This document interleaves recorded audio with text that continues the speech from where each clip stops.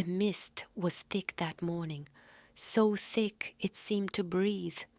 It rolled low over the uneven forest floor, curling around the roots of ancient trees, swallowing every path Talia Wren tried to follow. The air was damp and heavy with the scent of rain-soaked moss. Her lantern flickered as she pushed forward, one careful step at a time. Talia had been walking since dawn. The villagers had warned her not to come this far north. They whispered of ghosts in the fog, of a castle that appeared and vanished with the moon. But legends were all she had ever cared for. She'd spent her life chasing stories the world forgot, and now she was standing inside one. She paused at the edge of a clearing. There, half consumed by the mist and vines, stood the ruins of Rhenfall Castle. Its towers were cracked, its walls broken, its gates hanging by rusted hinges. But it still carried the weight of something powerful, something waiting. Talia lifted her lantern, the light catching on cold stone and ivy. A shiver ran through her. She'd studied ruins before, but this place felt different, alive, almost aware of her presence. The wind whispered faintly through the broken arches, sounding like a sigh. Just a legend, she murmured, though her voice trembled. Only a story. But her dreams said otherwise. For months she had dreamed of this place, a throne room drowned in shadow, a man sitting upon it, eyes closed as if in endless sleep. Each night she would wake with the echo of a name she could never remember. She stepped forward, boots sinking into the damp earth. Inside the main hall, the air was colder. The remains of shattered chandeliers hung from the ceiling like bones. Faded tapestries clung to the walls, their colors long devoured by time. Her lantern light swept over symbols carved into the stone, sigils she didn't recognize, but they pulsed faintly beneath the dust as though reacting to her presence. Talia stopped. There it was again, that faint hum, low and distant. Not wind, not water, a sound that seemed to come from beneath the floor itself. She followed it. Down a corridor lined with broken statues, she found a heavy wooden door, bound in iron. The carvings here were different, older, deeper, more deliberate. In the center was a crest, a crown surrounded by ravens. Her heart skipped. She'd seen that symbol before, in her dreams. She hesitated only a moment before pushing the door. It groaned open, and the smell of dust and stone filled her lungs. A spiral staircase led down into the dark. She lifted her lantern higher and began her descent. The lower chamber was vast, carved entirely from black stone. Water dripped slowly from the ceiling, echoing like distant footsteps. Along the walls, she saw rows of statues, each depicting the same man in a different pose, a tall, strong figure with sharp features, eyes hidden beneath a carved crown. The last statue was different. It wasn't finished. Its face was cracked, as if the sculptor had tried to destroy it. Talia swallowed hard. At the center of the chamber stood a stone coffin, raised slightly on a dais. It was massive, sealed with iron bands and etched with ancient runes. The air around it shimmered faintly, as if the mist itself refused to come near. She stepped closer. Her lantern flame flickered, dancing in the still air. On the lid of the coffin, she could barely make out a name, letters carved so long ago they'd almost vanished. Silas. Talia's breath caught. She didn't know the name, but it felt familiar, like hearing a melody from another lifetime. She reached out and brushed the dust away. "Who were you?" she whispered. The ground seemed to tremble. She froze, pulling her hand back, but it was already too late. The runes along the coffin began to glow a deep crimson. The air turned heavy, pressing against her chest like invisible hands. Her lantern flared and went out. Darkness. Only the hum remained, growing louder, deeper, like a heartbeat buried under stone. Talia stumbled backward, fumbling for her matches. No, no. The coffin lid cracked open with a sharp hiss.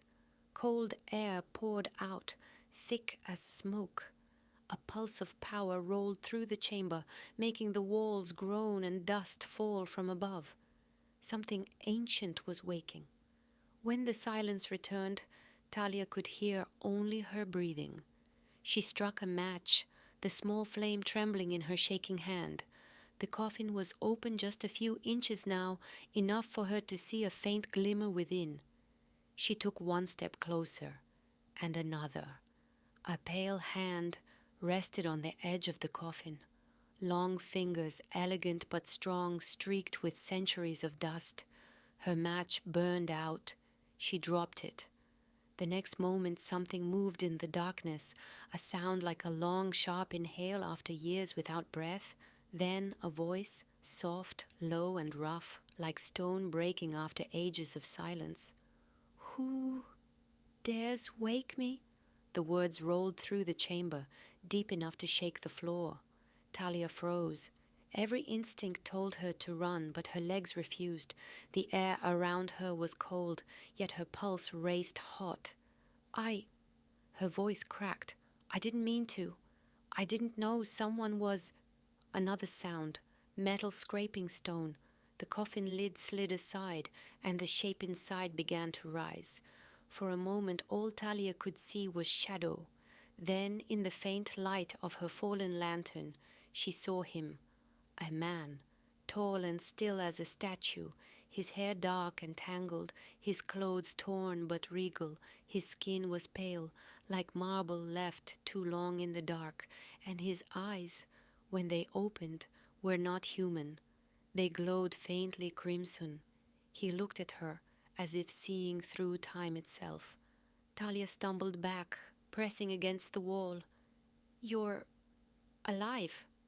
"Alive," he repeated, voice quiet now. He looked down at his hands as though trying to remember what that meant.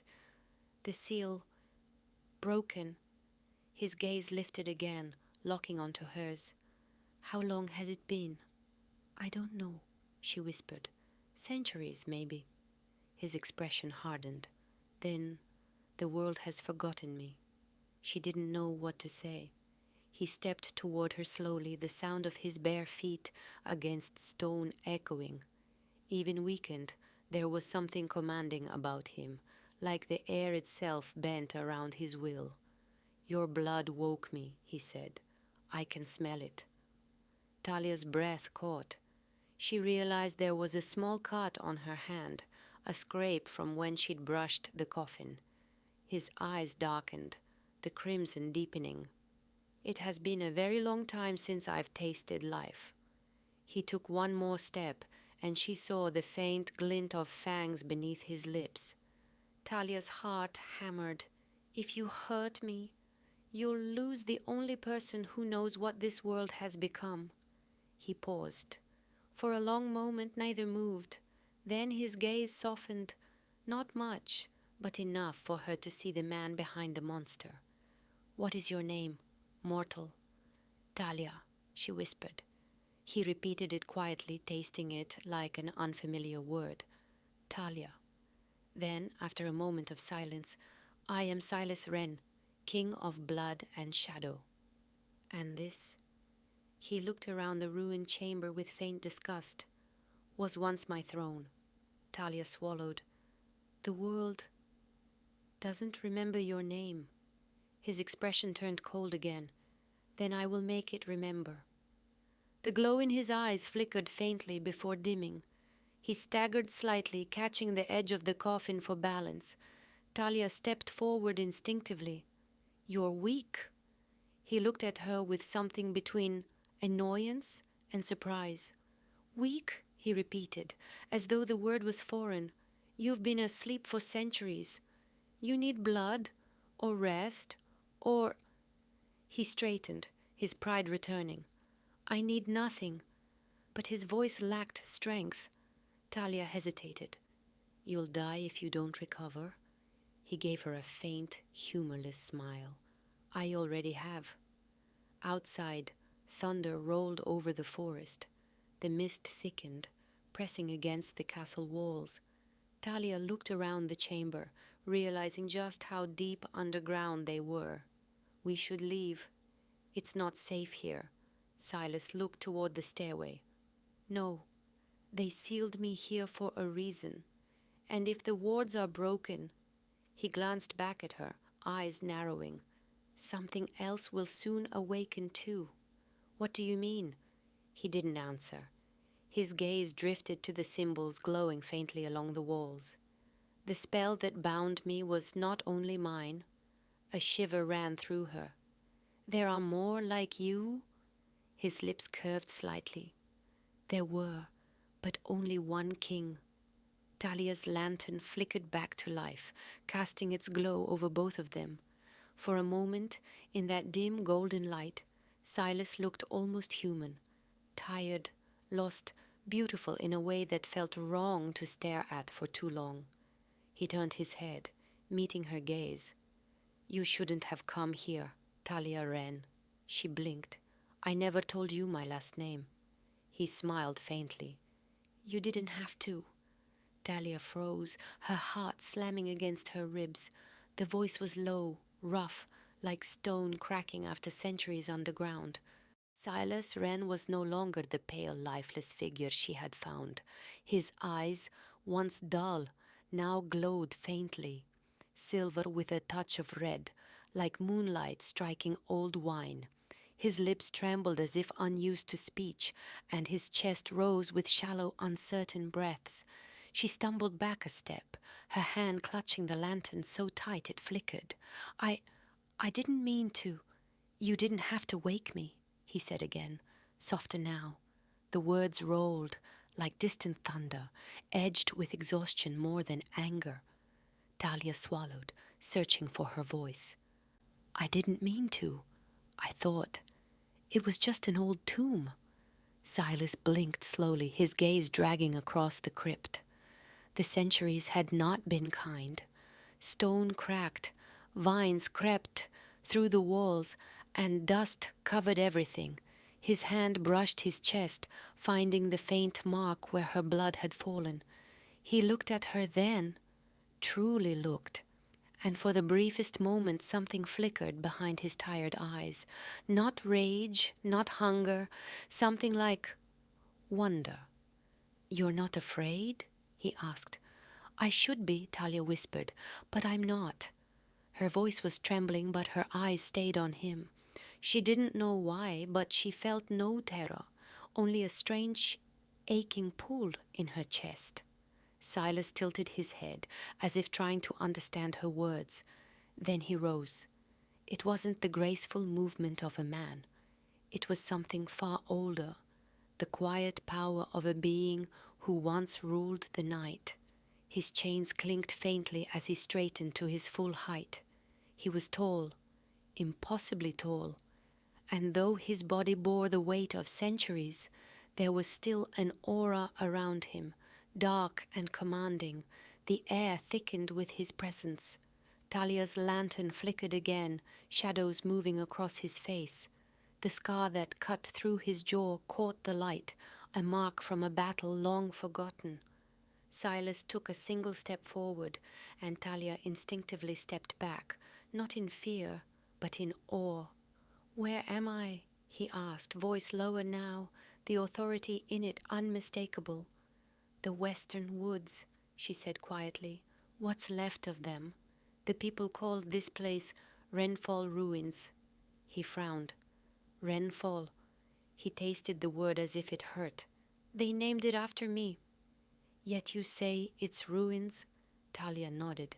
"It's been abandoned for hundreds of years." He closed his eyes, the truth settling in. The silence between them felt endless. Then, softly, he said, "So they buried me and forgot me." Something about the way he said it, not with anger but deep sorrow, twisted something inside Talia. She lowered her lantern, stepping closer. Maybe not everyone forgot. His eyes opened again, meeting hers. "You remember me?" "No," she said honestly, "but It feels like I should. That earned the faintest ghost of a smile from him. Fragile, unsure, but real. For a moment the storm outside grew louder, wind rattling the stones. The candles flickered violently. Silas's gaze turned toward the ceiling, his jaw tightening. "They still come for me," he murmured. Talia frowned. "Who?" He didn't answer. Instead, his eyes went distant, his senses stretching beyond the walls. The centuries may have dulled him, but something primal still lived within. Then he whispered, "They know I've awakened." The next hour passed in fragments. Talia helped him up the long, broken stairs, her arm under his despite his protests. He was heavy and cold, his body weak. Every step seemed to draw centuries of weight from his bones. When they reached the main hall, moonlight poured through shattered windows. Dust danced like ash in the pale light. Once, this place might have been filled with banners and music. Now it was only silence and decay. Silas looked around as if seeing ghosts. "This was my throne room," he said softly. "I can still hear their voices." Talia stood beside him, the lantern glowing between them. "Who were they?" "My court," he replied, a touch of bitterness in his tone, "and my betrayers." He moved toward the broken throne at the end of the hall. It was half buried in ivy, one armrest snapped clean off. He touched it with something like sorrow, not for the throne, but for the man he used to be. Talia watched him in silence. She didn't know this man, but the pain in his voice felt human. Finally she said quietly, "You were a king." He gave a low laugh, rough, almost broken. "Once, before fear turned them all into cowards."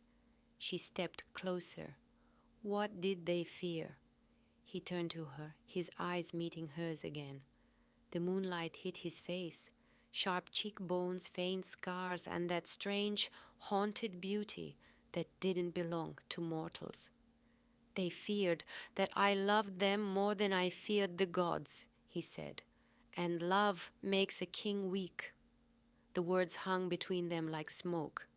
Talia wanted to ask more, what he meant, who he loved, but she saw how his expression hardened, and she stayed silent. Then, softly, he said, "You should go." "Why?" "Because the night listens. And the moment they know, I breathe again."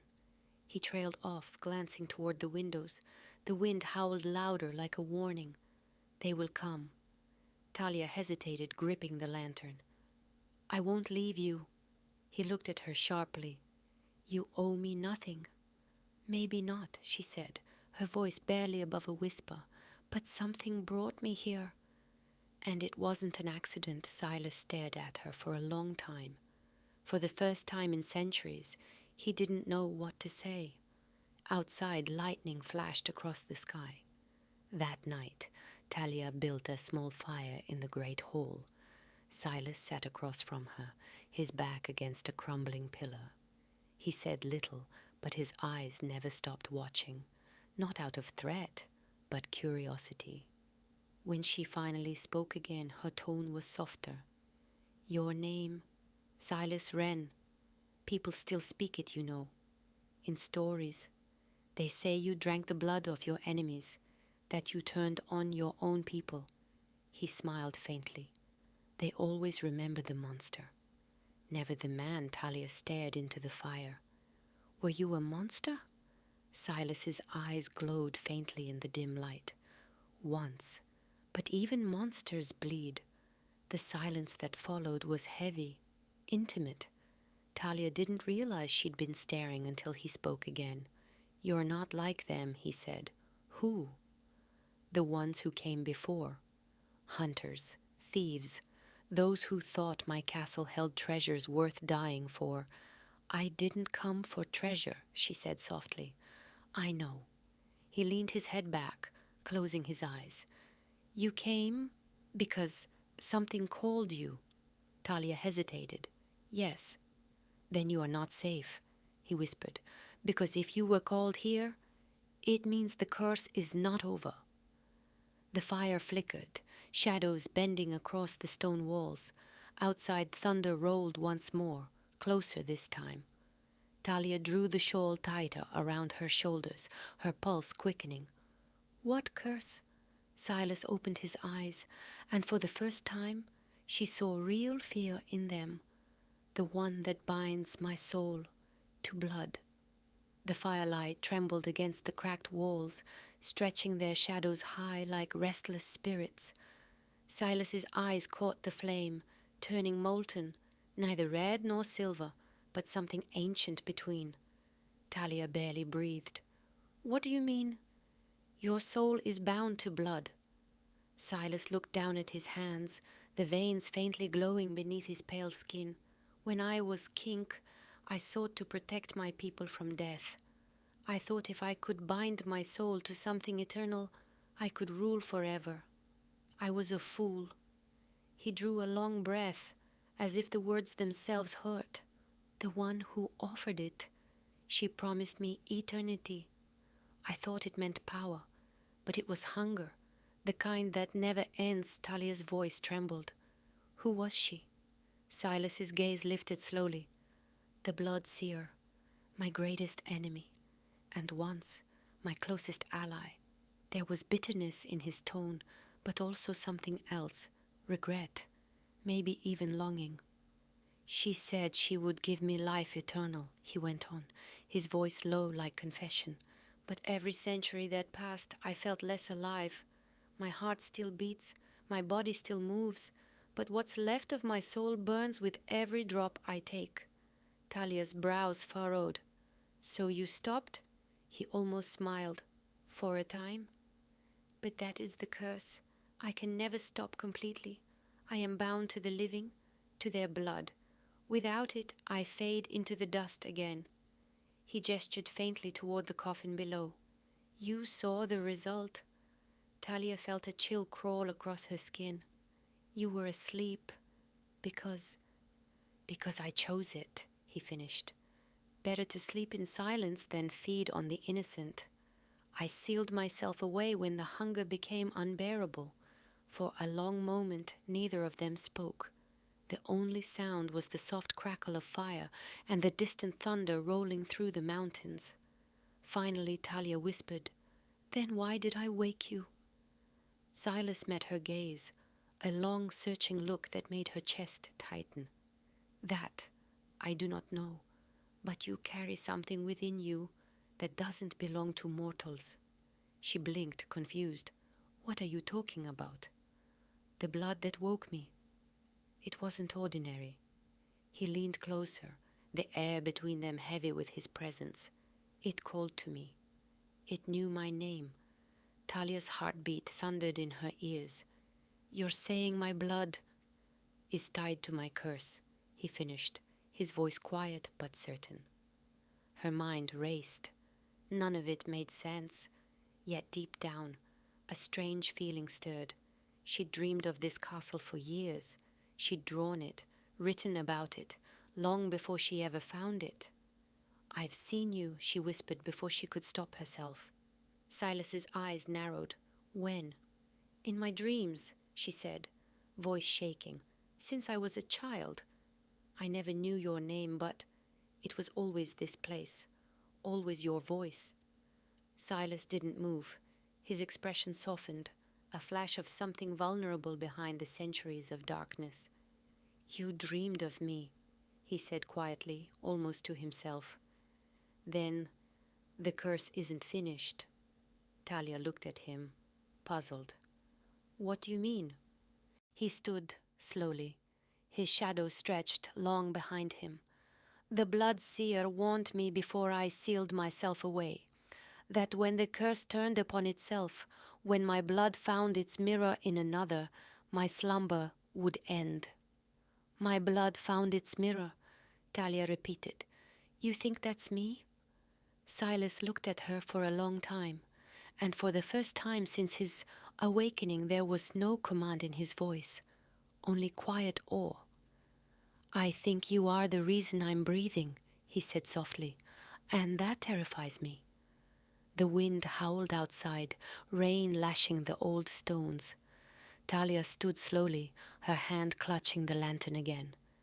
So what happens now? Silas turned away from her, walking toward the dark windows. Now, I protect you. From what? He paused. From the ones who bound me. The seer had followers. She called them the Order of the Crimson Veil. If they learn the curse has been broken, they'll come to claim what's left of me. And me? He hesitated. And you. Talia's breath caught. Because of the blood? Because you carry part of my soul now, he said without turning. It bound to you the moment you touched my coffin. She felt her knees weaken. Bound to me? Yes. His voice was deep, steady, almost mournful. Your heartbeat calls to mine now. If you die, I fade. If I fall, your blood will follow. Talia sank slowly onto the cold stone floor, the weight of his words pressing down on her. You're saying I can't leave? Silas turned then, his eyes softer now, full of something that looked like guilt. You can try, but the curse will follow you wherever you go. Their eyes met, the air between them thick and unspoken. Finally she whispered, Then I guess neither of us is free. Silas looked at her for a long moment, his expression unreadable. Then, quietly he said, No, but perhaps together we might learn what freedom still feels like. That night, Talia couldn't sleep. The rain had turned to mist, curling through the shattered windows like ghostly fingers. She sat near the dying fire, watching Silas as he stood by the open archway, staring out into the storm. He didn't move for hours, only watched, silent and still as marble. Finally, she rose and approached him. Do you ever sleep? She asked softly. He didn't turn. Sleep is for the living. Then what do you do when it's dark? I remember. The way he said it made her chest ache. What do you remember? She asked. His jaw clenched, eyes fixed on the horizon. Her. Talia's heart skipped. The bloodseer? He nodded. She cursed me because I betrayed her, and she loved me because I didn't love her back. There was such quiet sorrow in his words that Talia didn't know what to say. She wanted to ask more, wanted to know how a man could inspire such love and hatred all at once. But before she could, Silas turned to her. Go inside, he said gently.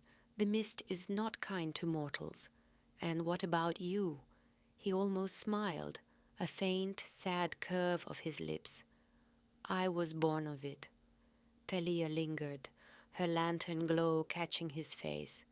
The light painted his features in soft gold, outlining the scar across his jaw, the strength in his eyes, the pain behind them. And though she knew she should be afraid of him, of what he was, she wasn't. Something about him felt inevitable, as if her life had been leading her here all along. Inside, when she finally drifted to uneasy sleep, she dreamed again, this time not of ruins, but of a garden under moonlight. A man stood there, his cloak black as night, his eyes the color of silver storms. He reached for her, his voice echoing through the dream. Find me before the blood moon rises, or the bond will break. Talia gasped awake, her hand clutching her chest. The fire was cold. The hall was silent. Silas was gone. The hall was quiet when Talia opened her eyes, the embers in the fire long dead. Her breath hung faint in the chill air. For a heartbeat she thought she had dreamed it all. The awakening, the man with silver eyes, the curse that bound them. But then she noticed the footprints, large, bare, and leading away from the ashes toward the ruined archway. Silas, she called softly. Only silence answered. She grabbed her lantern, its weak light flickering to life. The castle loomed around her, tall shadows stretching up to ceilings half collapsed, old portraits hanging crooked, and faded. The air carried the smell of rain and age, and beneath it all, something metallic. Blood. Her chest tightened. Following the trail, she crossed through the great hall into a narrow corridor. The stones here were wet, slick with moss. Candle brackets lined the walls, though none held light. The prince led her down a spiraling stair into what looked like an old armory. That's when she saw him. Silas stood at the far end of the chamber, facing a broken mirror. The shards caught the lantern's glow, scattering it across his face in pieces, fragments of a man who no longer knew what he was. He didn't move when she entered. His reflection stared back at her in a dozen jagged cuts of silver. "Silas," she said softly, approaching him. "You left." He didn't answer. It wasn't until she stood beside him that she saw what he held. A sword, rusted and blackened with time. Its hilt was marked with a sigil she didn't recognize. "I had forgotten its weight," he murmured, voice quiet and distant. Talia looked from the weapon to him. "Did you find it here?" He nodded once. "Every king leaves behind his crown. Mine was forged from death." He turned then, meeting her eyes. There was something raw in his expression, something that unsettled her more than any show of rage could. "I could hear their voices," he said, "when I slept. The ones I killed. The ones who cursed me." Talia didn't know what to say. She wanted to reach for him, but his posture was like stone, still guarded. Finally she asked, "Why did you leave the hall?" He looked toward the window slit, where a pale grey light began to creep through the mist. "To remember the dawn." "You can still go outside?" His mouth twitched, almost into a smile. "Not far. The sun does not welcome me, but it no longer burns me as it once did. Time has weakened us both." He placed the sword back onto the wall mount, the sound echoing in the silence. Talia stepped closer, her voice barely above a whisper. "Silas, last night you said if I die you fade. Does that mean it means your safety is now my burden?" He interrupted gently. "And I will bear it." His tone left no room for argument, but there was something tender beneath it, something almost human. Before she could respond, a sound echoed through the corridor. Not thunder this time, something sharper, metallic. Both froze. Silas moved instantly, his senses alert. "Stay behind me," he murmured. Talia obeyed, her pulse pounding. The noise came again, a clatter of boots and steel, faint but distinct, somewhere beyond the lower halls. "They've come," he whispered. "Who?" "The order." Talia's blood ran cold. "Already?" Silas's eyes darkened, faint red light pulsing within them. "The bond awakened more than me. They can sense it." He turned toward her, his expression hardening. "You must hide." "No," she said, shaking her head. "I won't leave you." Silas's voice deepened, carrying the weight of centuries of command. "This is not the time for pride." "It's not pride," she said fiercely. "It's loyalty." That silenced him for a heartbeat. Then, almost reluctantly, he nodded. "Very well. Stay close and do exactly as I say." He moved swiftly toward a side archway, his steps soundless, despite the broken stones. Talia followed, gripping her lantern tight. They descended through a narrow hall, the air growing colder, older, until they emerged into a vast underground passage, tunnels long forgotten by time. "This leads to the crypt beneath the chapel," Silas said quietly. "If they breach the upper gates, we'll hear them long before they reach us." Talia hesitated. "And if they find us?" His eyes glowed faintly in the dark. "Then I will remind them what kind of king they buried." They waited in silence. Minutes passed. The wind above howled through the cracks in the stone, and faint drips echoed in the dark. Talia could hear her own heartbeat, and beneath it, the slow, steady rhythm of his. "Silas," she whispered. "Yes." "Do you ever wish you hadn't been king?" He turned his head slightly toward her, the question unexpected. "Many times." "Then why did you do it?" He exhaled slowly. "Because someone had to protect them. And because I thought I could outrun death." Talia's voice softened. "And now?" "Now," he said, with a faint, grim smile, "I think death was the only thing that ever kept me honest." Before she could answer, footsteps echoed above, closer this time, deliberate, searching. Talia's hand tightened around his sleeve. Silas closed his eyes for a moment, listening. "3," he murmured. "No? 4?" Her breath hitched. "4 what?" "Hunters." His voice was calm, too calm. He rose silently, the motion smooth and deadly. "Stay here, Silas." He placed a finger gently to her lips. The touch was cool, almost electric. "No matter what you hear," he whispered, "do not follow me." And then he was gone, vanished into the dark. Talia waited, the seconds stretching into unbearable silence. The only light came from her trembling lantern. Then a scream, short, sharp, and cut off. Then another, and silence again. When the quiet returned, it was worse than the noise. She waited until her knees began to ache, until the dripping water was the only sound left. Finally she rose and followed the faint trail of scent and shadow. The tunnel opened into a small antechamber. Stone columns cracked, moonlight seeping through a broken grate above. Silas stood there, his chest heaving, his hands dripping crimson.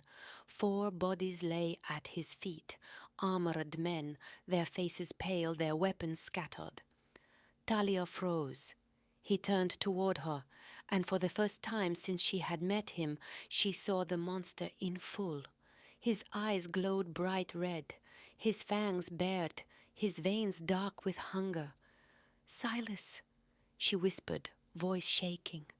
He blinked once, the glow fading slightly, shame flickering in his expression.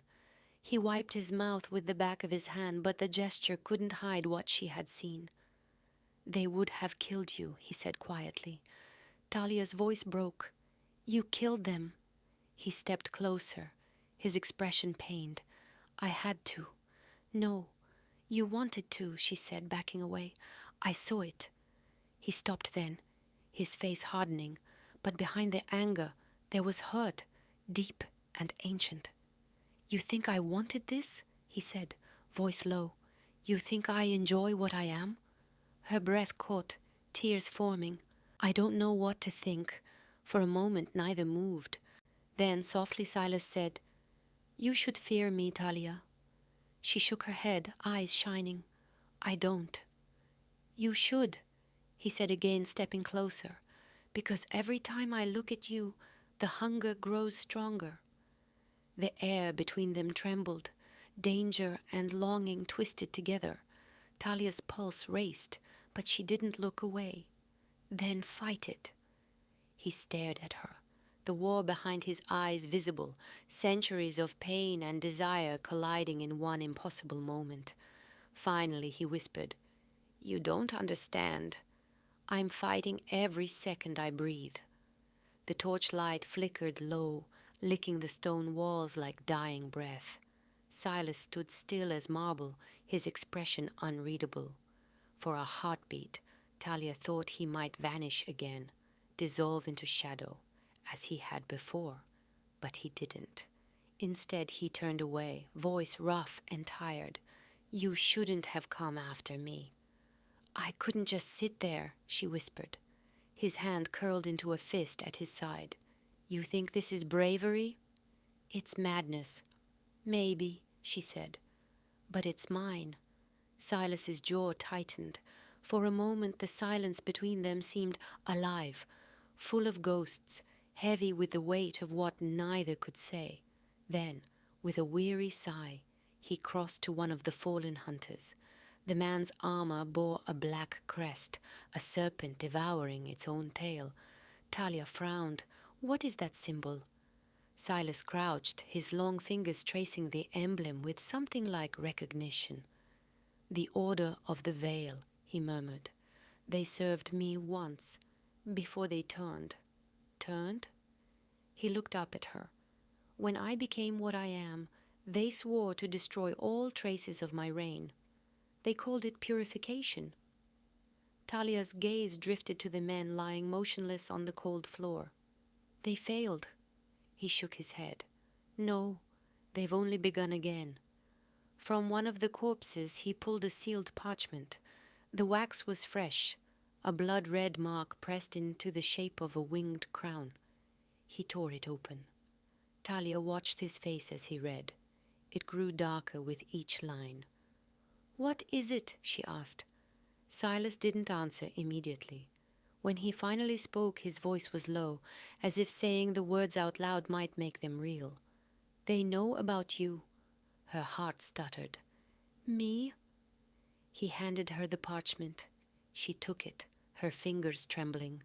The script was old, written in a curling, formal hand. "To the seekers of the veil, the Blood King stirs once more. Our watchers report the presence of a mortal girl bound to his essence, a vessel through which he draws his strength. She must be taken alive. Her blood is the key." Talia felt the world tilt. Taken alive? Silas's expression was grim. "They'll come for you now. Not to kill you, to unmake the bond." She folded the letter, her pulse racing. "Then we run." He looked at her, something ancient and sorrowful flickering in his eyes. "There is nowhere far enough." "Then we fight," she said. "Together." That word, together, seemed to strike something deep in him. He stepped closer, his gaze searching her face. "Do you even understand what you've tied yourself to?" Talia swallowed. "Maybe not. But I know what I see in you, and it's not the monster you think." His jaw tightened. "You saw me kill them. I saw you protect me." Her voice was trembling now, but her eyes were steady. "If you were truly lost, you wouldn't care at all." Silas exhaled. Not quite a sigh, not quite a growl. He turned away as if her words burned more than sunlight ever could. "You speak as if redemption is a thing still offered to me," he said quietly. "Maybe it is." He looked back over his shoulder, the faintest trace of something human softening his gaze. "And if you're wrong?" Talia stepped forward until she was close enough to touch him. "Then I'll be the one who fell trying." The silence that followed felt fragile, like glass between them. Then Silas turned fully, his hand rising slowly to brush a strand of hair from her face. His touch lingered just long enough for her to forget to breathe. He whispered, "You should have been born in another age, Talia of the North." "Why?" She breathed. "Because in mine, hearts like yours were always the first to break." And with that, he moved past her, his cloak whispering like wings as he strode toward the stair. "They burned the bodies at dawn." Silas said it was mercy. The Order would not leave their dead to rot. They would return. And if they found the corpses, they'd know exactly who had slain them.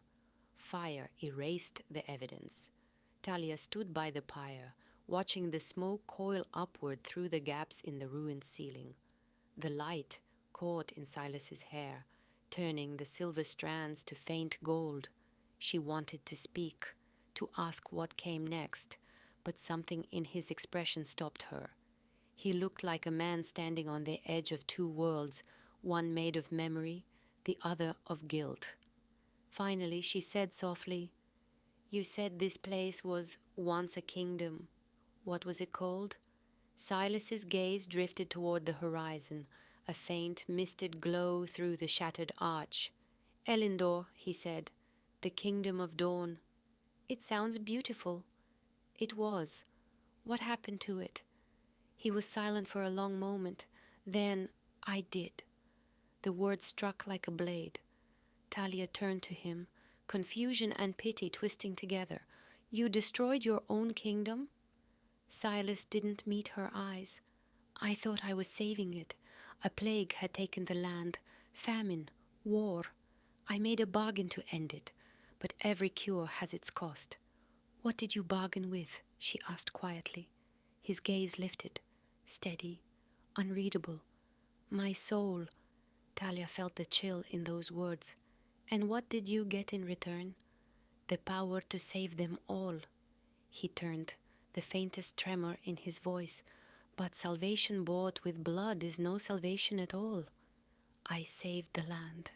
Yes, and it drowned in me instead. For a while, neither spoke. The only sound was the fire crackling low, the wind sighing through the empty hall. Finally, Talia said, Then maybe this is your chance to make it right. He looked at her, a bitter smile touching his lips. And what do you think redemption looks like for a monster? She hesitated, then said softly, Maybe it looks like mercy or love.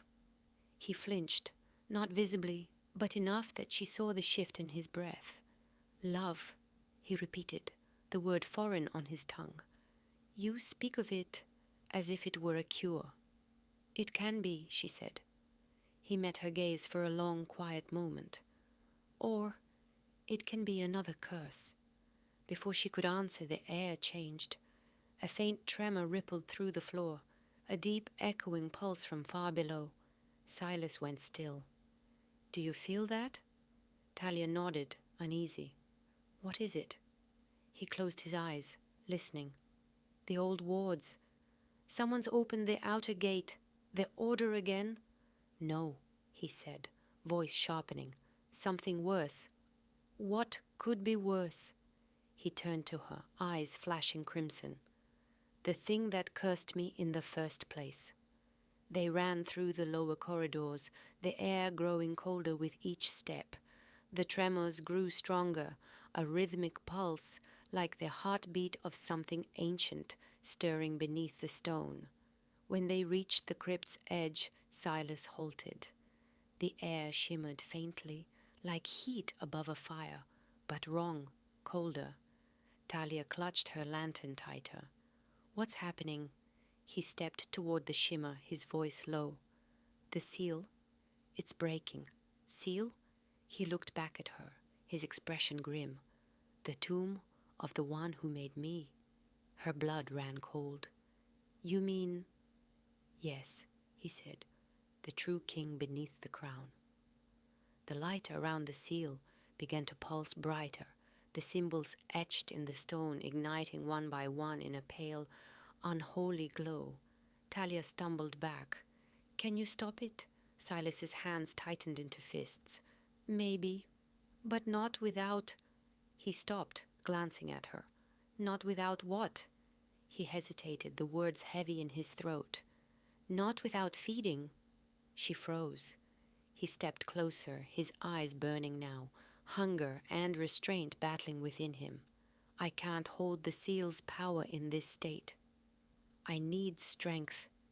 And you mean to take it from me? She whispered.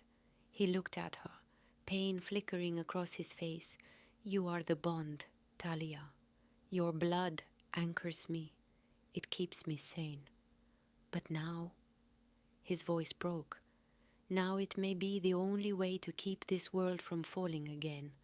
The ground trembled harder, cracks spreading across the seal. The glow flared, casting their faces in pale ghostly light. Talia stepped closer, her breath shaking. If I say yes, will I survive? He looked away. I don't know. Her heart pounded. She took a deep breath. Then do it. Silas's eyes widened. You don't understand what you're saying. I do. Talia, do it, she said again, voice firm despite the fear in her chest. If this is the price to keep the darkness from coming back, then I'll pay it. He stared at her for a long moment, his expression torn between awe and despair. Then slowly he reached for her, His hand trembled as he cupped her cheek, his thumb brushing her jaw. "Forgive me," he whispered, and as the seal split open, the forgotten king bent his head and bit. The instant his fangs broke her skin, the world narrowed into silence. There was no pain, not at first, just a strange molten warmth that spread from her throat, through her chest, blooming like fire beneath her ribs. Her breath hitched, her knees trembled. Silas held her as if afraid she might fall apart in his arms. His grip was strong, yet desperate, trembling as though every drop of her blood burned him more than it sustained him. The stone chamber pulsed with light, the glow from the cracked seal flaring brighter, responding to what flowed between them. Talia gasped, her fingers clutching the back of his torn cloak. For a moment her fear dissolved, replaced by something terrifyingly tender. She could feel him, not just the bite, but the echo of centuries that lived inside him. Memories bleeding into hers, a glimpse of what he once was, a throne of obsidian, a queen of gold and fire, a crown falling into ashes. She saw his loneliness, his endless hunger and his guilt, and somewhere beneath it all, a heart that had not stopped mourning the world it destroyed. When he pulled back, his lips were red, his eyes blazing silver. The veins along his throat glowed faintly before fading into nothing. He looked younger for a heartbeat, alive. Then he saw her face. Her lips were pale, her eyes glassy with exhaustion. "Silas." He caught her as she wavered, lowering her gently to the cold floor. "Talia, look at me." She smiled weakly. "Still here?" He pressed his hand over the wound. It sealed beneath his touch, the skin unbroken once more. "You shouldn't have done that." Her lashes fluttered. "I said I would." He exhaled, his voice breaking. "You foolish, brave thing." A deep crack echoed from the seal. The light dimmed suddenly, and then flared with a blinding white flash. Silas turned, his body tense. The ground shook, dust raining from the ceiling. Through the widening fissure a voice rolled out, deep, cold, and inhuman. "You awaken me again, child of ruin." The air seemed to vibrate with power. Silas's face hardened. "No," he whispered. "Not again." Talia stirred weakly. "What is that?" He drew her behind him. "The beginning," he said, "and the end." From the seal rose a shape, or rather a shadow given flesh. It crawled upward, twisting, its form shifting like smoke in a storm. A man's outline appeared, regal, ancient, terrible. Eyes like molten gold burned through the haze. "Do you remember me, Silas Wren?" Silas's knuckles whitened around the hilt of the blade he conjured from mist. "I remember too well." "You begged for salvation," the voice rumbled, "and I granted it." "You cursed me," Silas spat. "You fed on my despair, until there was nothing left but the monster you made." The figure's laughter was like breaking glass. "And yet you drank, my child. You took my gift. You called it power." Talia struggled to rise. "Who is he?" Silas didn't look back. "He was called the First, the one who made us all. And you defied me," the First said, stepping closer. "You sealed yourself away to escape what you were. Did you think time would bury me too?" The light flickered, the seal shattered completely. With one final surge of power, the First's true form emerged, a tall, pale being draped in what looked like fragments of night itself. His face was both beautiful and terrible, shifting with every heartbeat. He smiled faintly when he saw Talia. "Ah, the vessel. You did not tell me you'd found a new heart, Silas." Silas moved before he could reach her. "You will not touch her." "Touch?" The First's grin widened. "Oh, my child, she is already bound to me." Silas froze. Talia felt a sharp, cold pain shoot through her chest, as if something inside her had just been claimed. She gasped, clutching at her ribs. "Silas!" He caught her, panic flaring in his eyes. "No, no, stay with me." "Do you not see?" the first whispered. "Her blood awakened you because it was mine long before yours." Talia's pulse faltered. Silas's rage cracked through the air like thunder. "Lies!" But the first only tilted his head. "Then ask her what she dreams of." Silas turned to her, and in her gaze he saw it. The shadow of the same golden eyes that now stared back at him through the dark. His voice broke. "Talia, I don't understand," she whispered. "I've seen him in dreams since I was a child. The first smile was cold because you were made to." A sound like 1,000 whispers filled the room, the ghosts of bloodlines, curses, and fate. The walls trembled, greater than, "You cannot unmake what I began," the first said. "You can only choose how it ends." Silas tightened his grip on his sword. "Then I choose you, old god." He turned to Talia, his voice low but certain. "Run." She shook her head. "I'm not leaving you." "Talia, don't you dare tell me to run from you again," she said fiercely. "If this is the end, we face it together." A slow, sad smile touched his lips. "You really were born in the wrong age." Then, with one last look, one that held every unspoken word between them, Silas turned to face the God who made him. The chamber erupted in light. The fight was not of this world. Power clashed with power, black fire against silver flame. The air screamed, the walls cracked. Talia crouched behind the fallen pillar, clutching the bloodstone that pulsed in her hand, the same crystal that had first bound her to Silas. It burned now alive with energy. Silas struck, each movement sharp and furious, his sword cutting through the shadows. But the first was beyond mortal shape.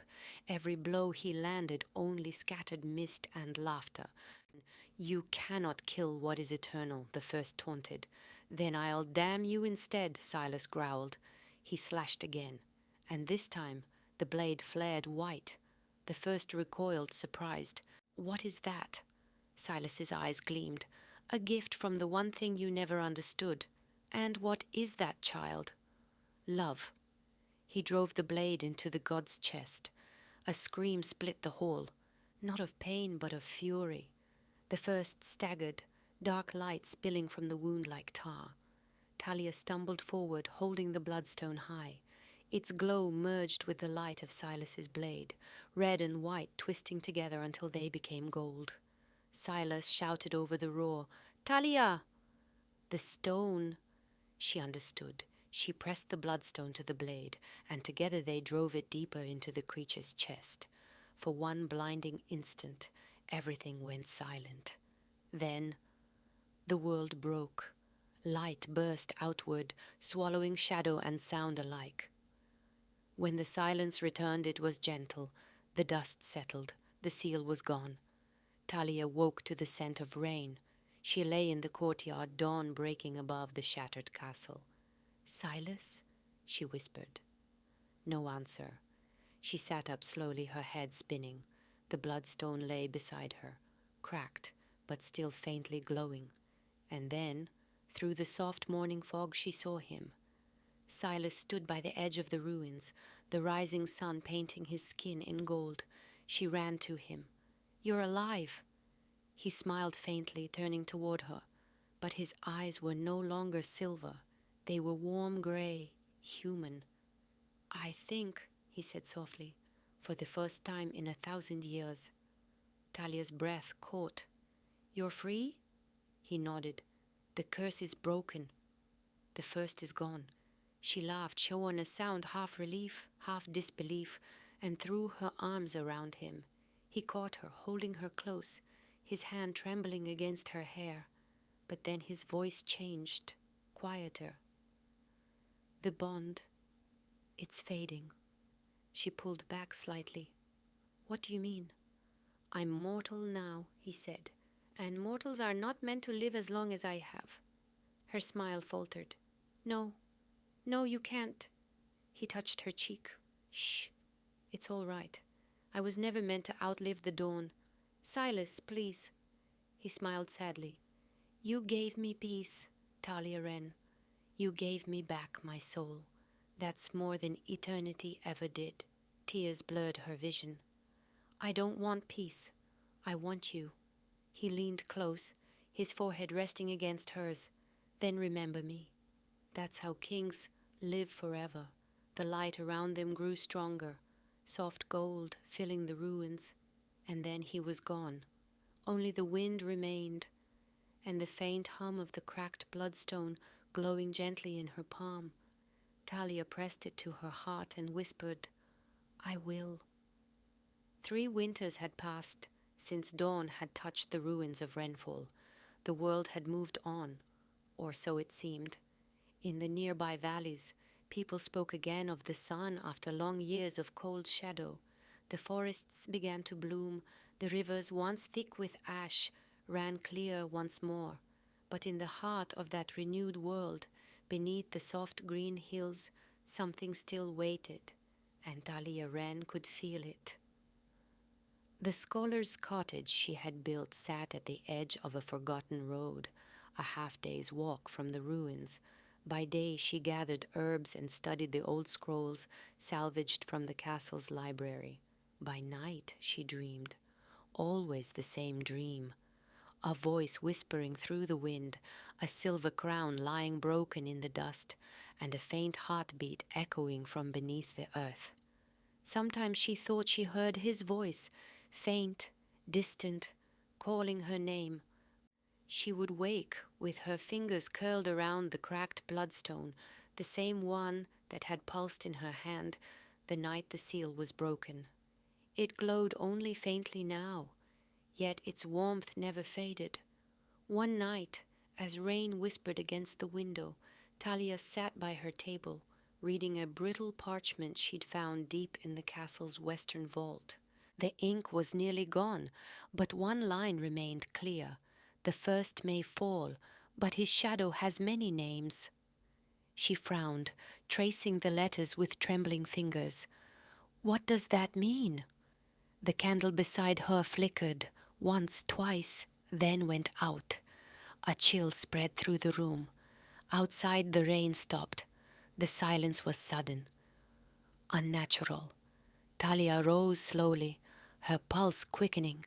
She took the lantern from the wall and stepped to the door. When she opened it, the forest was waiting. Mist clung to the trees, glowing faintly blue in the moonlight. And there, between the trunks, something moved. She froze. Who's there? No answer, only the sound of something dragging across the earth. Talia lifted the lantern higher. The mist shifted, parting just enough to reveal footprints, bare, human, leading away from the cottage. But they were too deep, too heavy to be her own. Her breath caught. No, she followed. The footprints led her down the old path toward Rhenfall.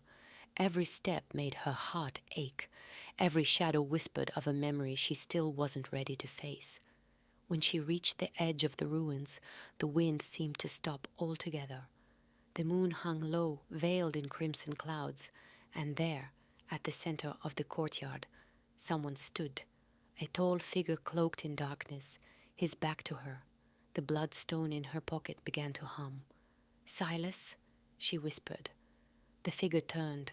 Not Silas. His face was pale, his eyes hollow black, like 2 wounds cut into the night. He smiled, too wide. The king is dead, the stranger said softly, but his crown remembers. Talia stepped back. Who are you? He tilted his head. They called me the keeper once. I guard what the dead leave behind. What do you want? He lifted his hand. In his palm lay a fragment of black stone, pulsing faintly. The heart of the first, he said. The curse you thought you buried. Talia's pulse quickened. That's impossible. Nothing dies that was made in blood, he said. Not truly. He stepped closer. He broke the god, girl. But breaking does not mean ending.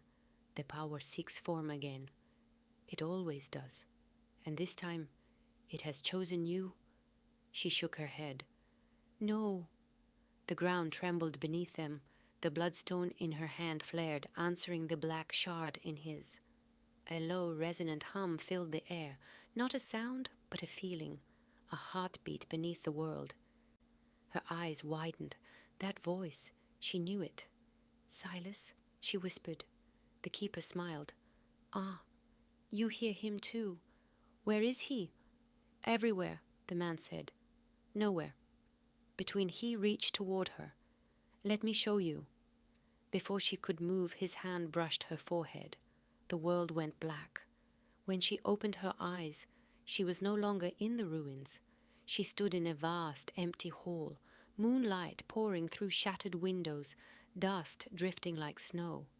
And there, at the far end, stood Silas. He looked just as she remembered him, tall, calm, cloaked in shadow and sorrow.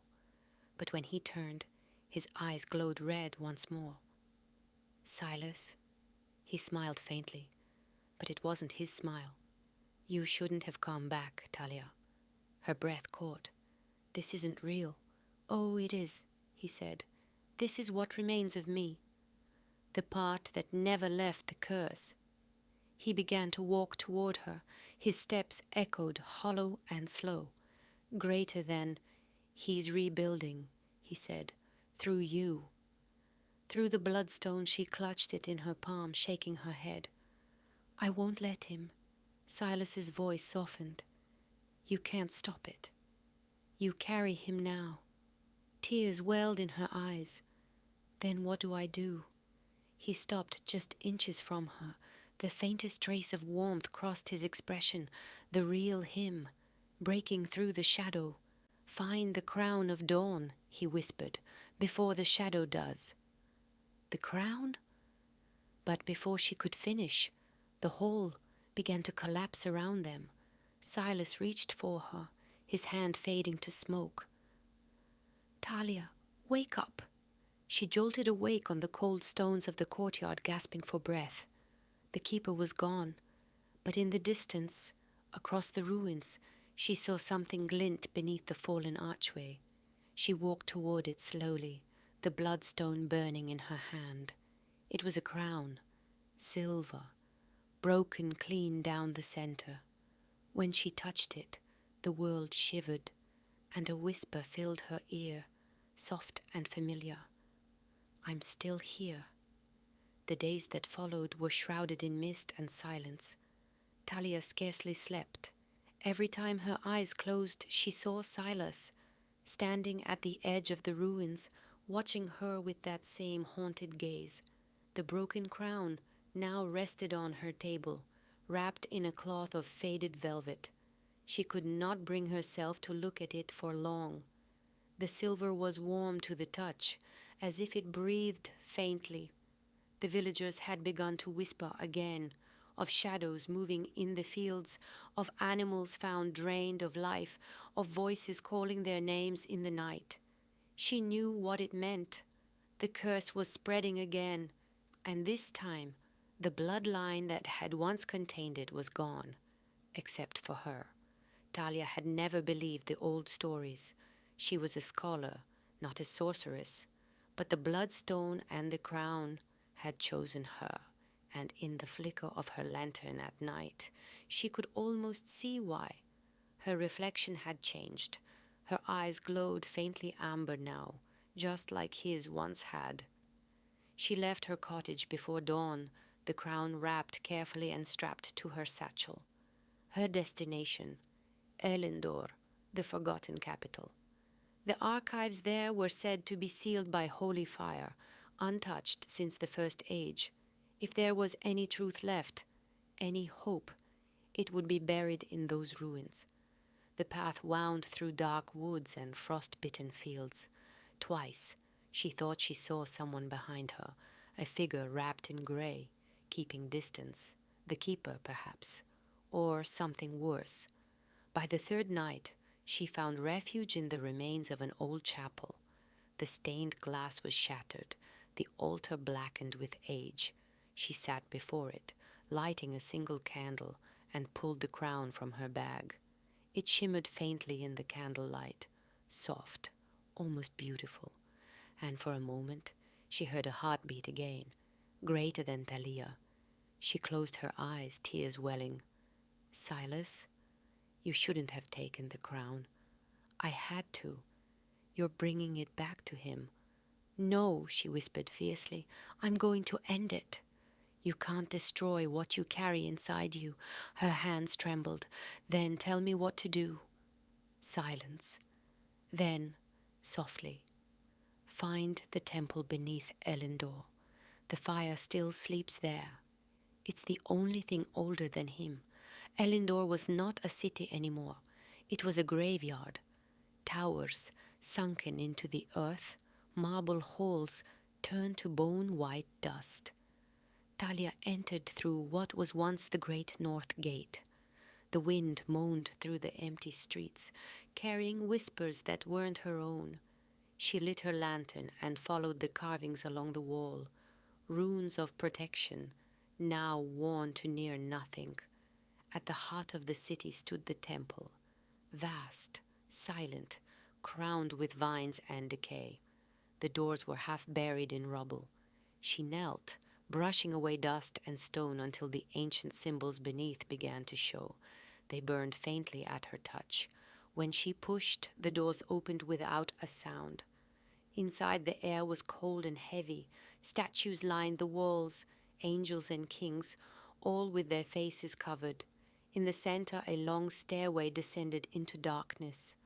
Her steps echoed softly as she went down.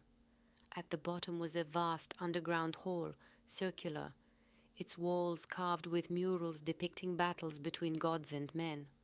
And at its center stood a single pedestal. Upon it, a bowl of white stone filled with what looked like ash. She stepped closer, her breath shallow. The air around the bowl shimmered faintly, shot like heat, though the chamber was freezing.